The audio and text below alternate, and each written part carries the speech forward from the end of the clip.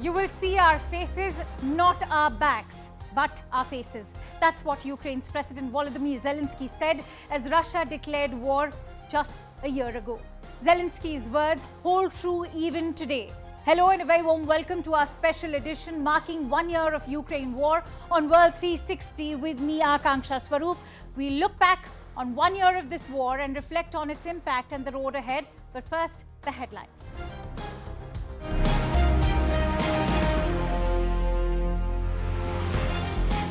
Marking 1 year of war in Ukraine, the UN condemns Russian invasion in a motion backed by 141 nations. India, China and Iran among the 32 nations who abstained, while Russia, Belarus, North Korea and Syria vote against the motion. Ukraine's President Volodymyr Zelensky vows that Ukraine will do everything to win, says 2023 will be the year of our victory. Ceremonies take place across Ukraine, including Bucha, where Russian forces are accused of committing crimes against humanity. This as G7 nations pledge greater support to Ukraine. And Britain observes a minute of silence to commemorate 1 year of Russia's invasion of Ukraine. 1 year ago, Russia launched Europe's biggest war since World War II. Russian tanks began rolling into Ukraine. Soon enough, civilians were fleeing for basement bunkers and their country's borders. Here's a report on the Ukraine war.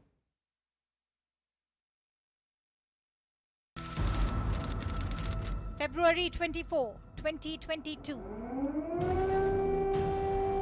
Air raid sirens cut through the morning calm in Kiev. This as the Russian President Vladimir Putin declared war on Ukraine. Мною принято решение о проведении специальной военной операции.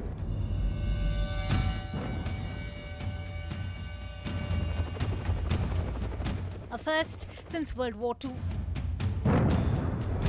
Putin called it a special military operation. And the man holding the fort, Ukraine's President Volodymyr Zelensky. The international community went into a huddle.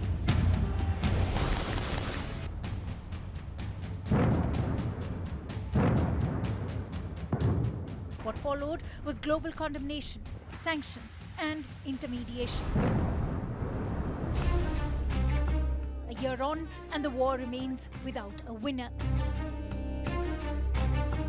As Ukraine continues to fight back.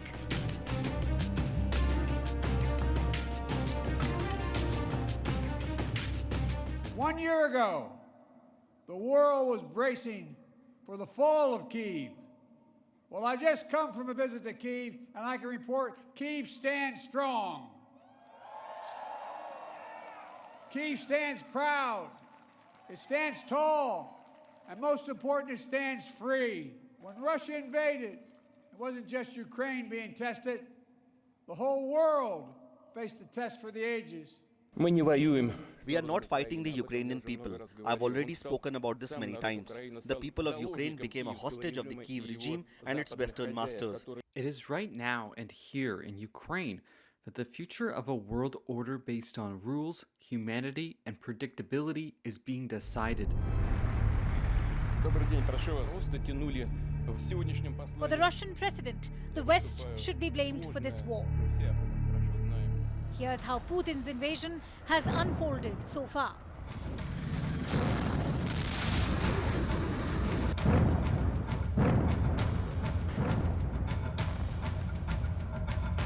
Russia has targeted Ukraine's critical infrastructure. It annexed 4 Ukrainian regions in September last year. Russia also captured the salt mining town of Soledar. But the tipping point is the battle for Bakhmut, a strategic town that could decide the fate of this war.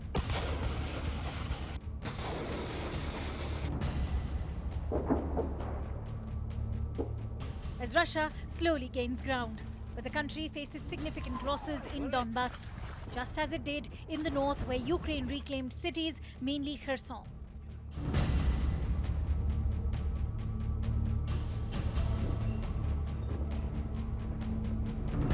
But with Russia preparing for a renewed spring offensive, expect a boost to Ukraine's arsenal. with dozens of battle tanks from NATO allies and the United States, and military aid worth billions of dollars. However, the death and destruction remain, with millions displaced, even left food insecure. Manufacturing products and trade ties are also disrupted. Global gas prices have hit multi-year highs, and worst hit is Europe, Russia's biggest energy customer. The world is staring at a bleak economic outlook, while Russia continues to accuse the West of tainting the world order. Bureau Report, CNN News 18. Now, to delve deeper into what the impact of this war has been and where it's headed, let me introduce our esteemed panelists. Catherine Quinn, who's a conflict dynamics analyst, joins me live from Kiev. So does Ukraine's Member of Parliament, Oleksiy Goncharenko. Russian political affairs expert Fred Weir is live from Moscow. US defense expert Heiner Klink is live from Washington, D.C. And foreign policy expert on EU affairs and adjunct professor at Johns Hopkins SAIS is Edward P. Joseph, who's joining me live from Aspen in Colorado. Thank you, everyone, for joining in. Catherine, if I may begin with you, I know the war can't be just reduced to a David versus Goliath analogy, especially when we view the death and destruction, especially also the displacement it has left behind. As a conflict dynamics analyst, how do you weigh in on the year gone by? Well, I think just as a human being, it's incredibly hard to witness and sort of add up the death and destruction that the war has wrought. It's a horrible thing to take stock of. In terms of displacement, over 5 million people are now displaced within the country. That's actually a slight drop from the peak last summer when there were nearly 8 million displaced. I should say, though, that the drop in displacement isn't necessarily a sign of increasing stability. In fact, a lot of have had to return to places that are still extremely insecure because their financial resources have been depleted or because they've been unable to find work or otherwise adjust to their areas of displacement. In terms of refugees abroad, there are some 8 million. I should say that some of these people go back and forth, but that's still, I mean, it's a staggering impact. And then that's to say nothing of the millions and millions of people who are still left in these extremely insecure areas. And these are really the most vulnerable people, I think, we should be most worried about. Oleksiy, if I could bring you in on this, a November report by the New York Times states that Ukraine has reclaimed 54% of its territory from Russia. That's more than half. What do you make of Russia's military incursion so far, and how did Ukraine manage to spring surprises? I think the most important is that Ukrainian people, the moral of Ukrainian people and Ukrainian troops, because Ukraine is fighting for, and the Ukrainians are fighting for their families, their homes. What for fighting Russians? Nobody knows. And they don't know themselves. What they're doing on Ukrainian soil, they don't know. And Ukrainians clearly understand why we need to fight.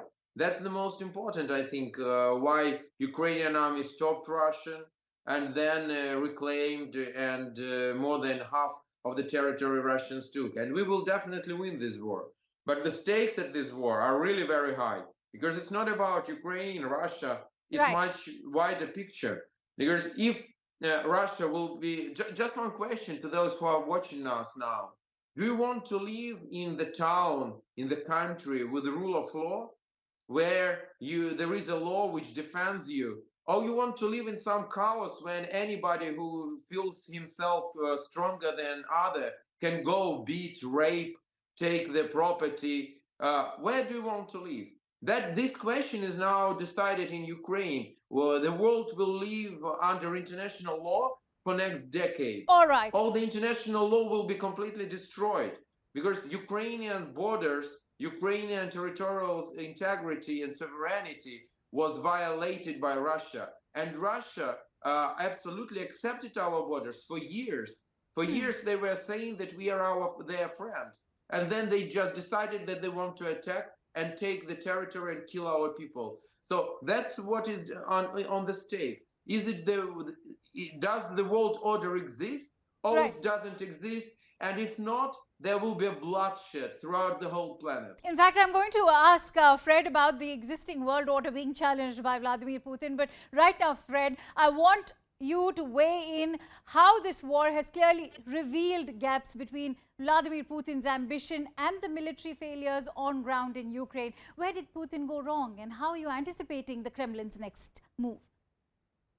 I think at first his idea was to launch a war of regime change, much like Americans have done repeatedly. I don't think he thought through the lessons Right. that the United States has suffered in their wars of this sort, but he thought it would be that easy. It clearly wasn't. The Russians realized within a month or so of their assault on Kiev that Right. wasn't going to work. They withdrew. They retrenched in eastern Ukraine. I think they narrowed their sights to the Donbass and perhaps a land bridge to Crimea. These are their ideas now. They didn't mobilize enough forces to actually hold the lines of the territories that they took. But with the They were 300,000 forced being to mobilized already, how do you see the Yes. Kremlin making the next move now? This is okay. This is exactly what Russia is gradually waking up. They're not giving up. They've realized. I think they've realized they made terrible strategic blunders. I think Russians don't know why this war was started because it was a failure at first, but now the mood is. I'm sorry to say, the mood is to consolidate, to Right.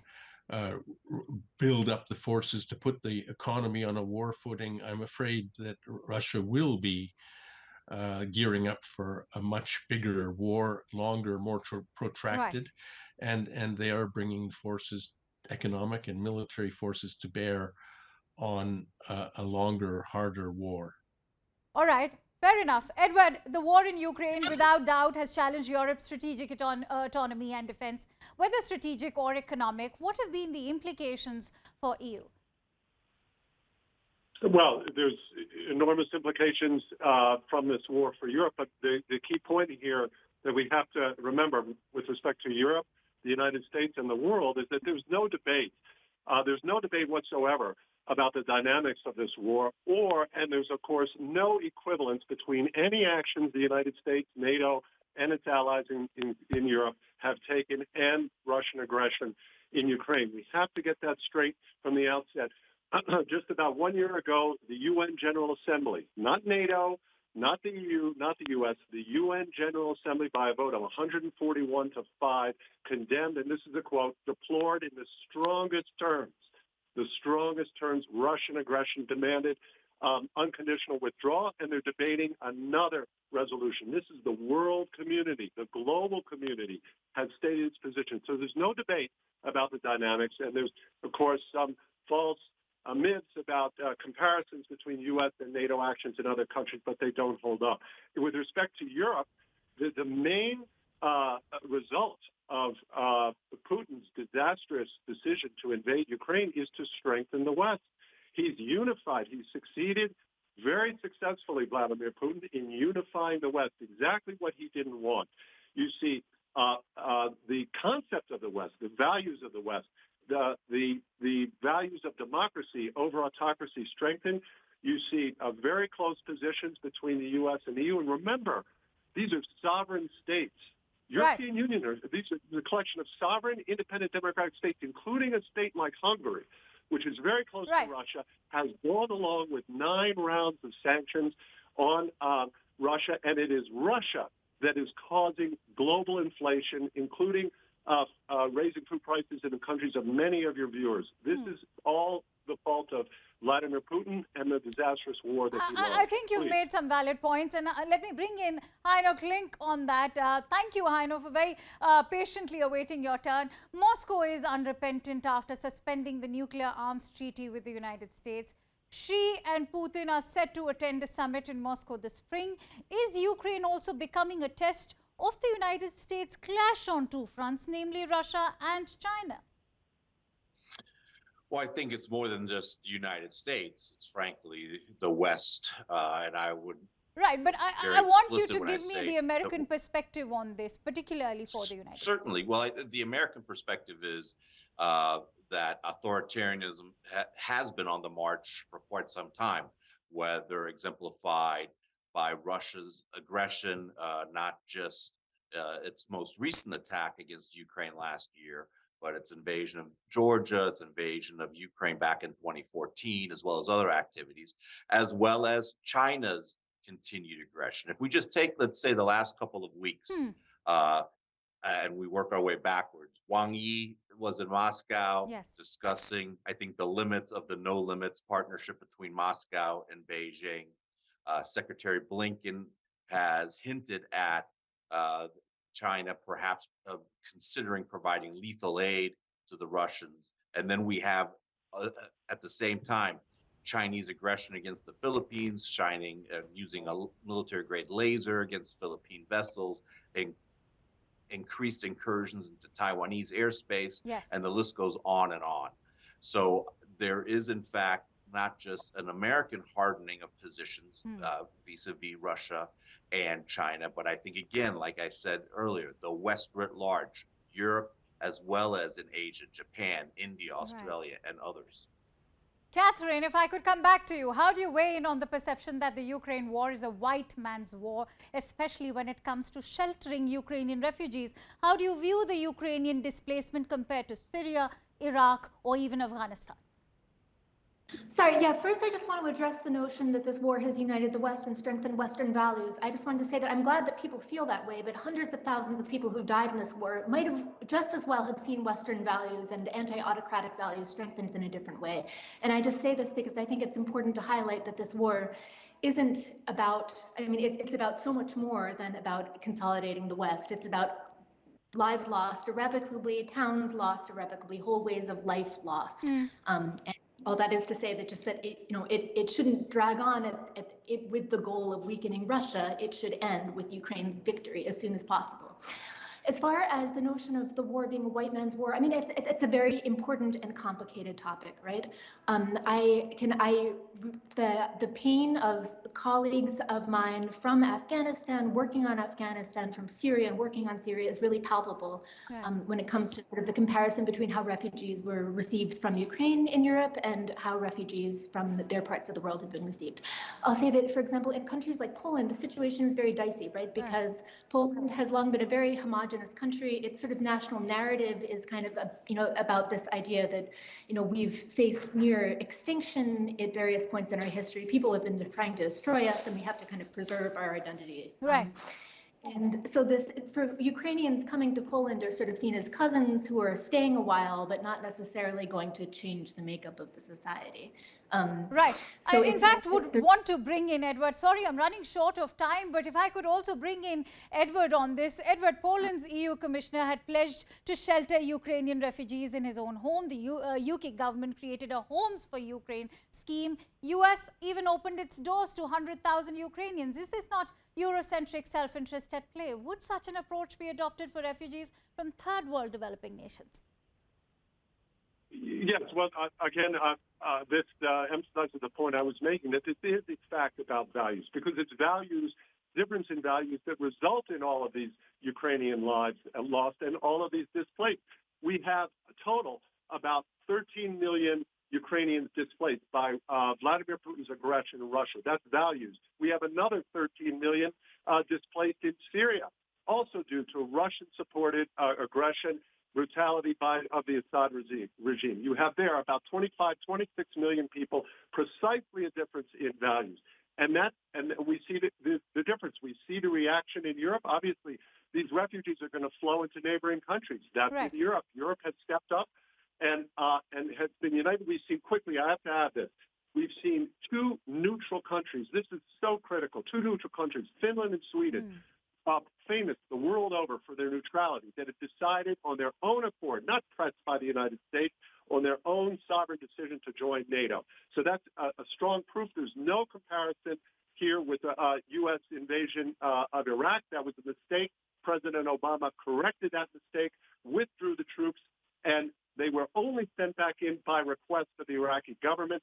There's no comparison of NATO expansion as any type of excuse. That was done precisely by the demand, NATO expansion of Poland, of Hungary, of Czechoslovakia. Why? Because they were afraid of Russia and wanted to join the West. It was not the West that wanted to expand NATO. It was the fear of Russia, exactly played out today. Thank you. If I may begin with you, Heiner Klink, Ukraine wants to push Russia back, especially now that it's equipped with more powerful offensive weapons arriving from the West, many, of course, also being supplied by Germany and the United States. Yet there are enormous challenges ahead. How do you see them? I think the Western support for Ukraine must continue, and not only continue, but accelerate. We have to stop the piecemeal decision-making process of providing specific capabilities just in time. I think the West needs to develop a strategy that ensures that Russia is pushed back to its pre-invasion borders. And that means we have a strategy for providing Ukraine with the types of systems it needs now and into the future. But we need to stop this piecemeal approach. It does not serve the cause that we are supporting in Ukraine, and it only further exacerbates the operational challenges that the Ukrainians will face and fundamentally will prolong the war. Right. Fred, if I could end with this entire discussion with you, at a time we are viewing a changing world order with, of course, Russia, Iran and China challenging the West. India's balancing act between Russia and the West, especially the United States, has also been lauded often. At a time India is assuming presidency of the G20, do you believe that India is well placed to mediate in this war? And will that help India to carve a more prominent place in the world order? I think so, very much so. I live here in Russia. I've covered Russia for over 30 years. I hear what all my colleagues are saying, but Russia is consolidating. It is the vast majority of people think that whether the war should have been started or not, Russia somehow needs to win it. The country is gearing up for war. The economy is mobilizing. They have quite a lot of manpower, not yet integrated into the armed forces, and they do have the capacity to fight hard and long. This has to end, and it needs to be brought to an end by the international community. I don't think that there's any appetite for it in the West and I don't think that, frankly, Russian leaders feel that the Western leaders have any credibility for them. Right. So who can step up? Who can mediate? I think it's countries like India, Turkey, Israel, countries that have balanced, have tried to, keep a cool head, stand between the two sides. All right. Not see it as some great moral crusade, but as a serious international problem that is aggravating daily. Those countries have influence in Moscow, and I really hope that they will get together and exercise some leverage. Fair enough. Edward, I'm running short of time, but I'd still like to give you 30 seconds to, explain something that you've also extensively written about. How can overcoming the divisions within the EU itself over Kosovo's independence be a blow to Putin, indirectly impacting this war in Ukraine? Thank you so much. And this is great to be on the program with Alexei Gorochenko, who has, with quite good vision, recommended and urged that Ukraine recognize Kosovo. We have in Kosovo, the European Union itself is divided on Western values. So we have 5 EU countries, 4 members of NATO who do not recognize Kosovo, which emerged justly as a sovereign state after Serbia unilaterally took away its autonomy, and Ukraine can be the catalyst. Ukraine's recognition can be the catalyst to change this injustice and to unify the position in NATO, which will move Serbia into the West. Serbia will join then the European Union and NATO, and Russia will be more isolated. All right. Many thanks to all my panelists for joining in on this show. I'd like to end with a small excerpt from the Ukrainian national anthem. It says, "Our enemies will die as the dew does in the sunshine, and we too, brothers, we live happily in our land." Here's hoping it's a happily ever after for all Ukrainians and the war ends in 2023. Thank you so much for watching Wealth 360.